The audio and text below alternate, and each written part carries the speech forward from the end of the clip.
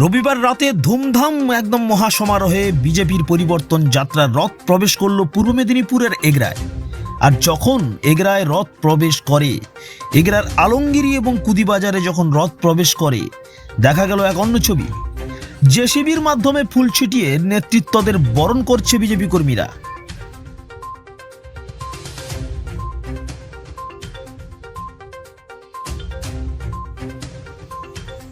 মঞ্চের সামনে ফাঁকা চেয়ার, মঞ্চের সামনে ফাঁকা চেয়ারে চলে বিজেপির পরিবর্তন যাত্রার সভা। এমনই চিত্র ধরা পড়ল পূর্ব মেদিনীপুরের এগরায়।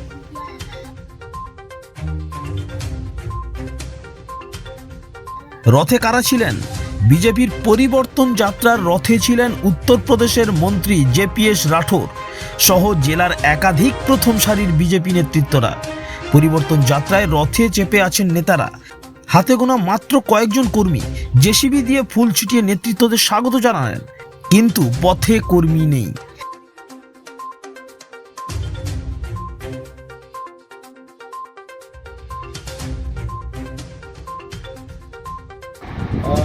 আমি ধন্যবাদ জানাবো বিস্তীর্ণ আমাদের এগরা 1 নম্বর ব্লকের অধীন সমস্ত মানুষজনকে।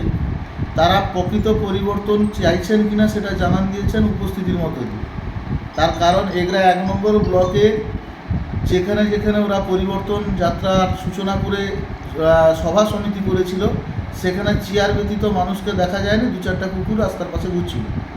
তো কুদিতে আপনাদের যদি আমি ছবি দেখাই বুঝতে পারবেন, একটা পরিবর্তন সভায় মানুষজনের যে উপস্থিতি সেটাই প্রকাশ করে যে মমতা বন্দ্যোপাধ্যায়, এই ছবিটাই প্রমাণ করে যে মমতা বন্দ্যোপাধ্যায়ের সঙ্গে মানুষ এতটাই আস্থাশীল, তাদের পরিবর্তন যাত্রায় মানুষ আসতে অনীহা প্রকাশ করেছেন।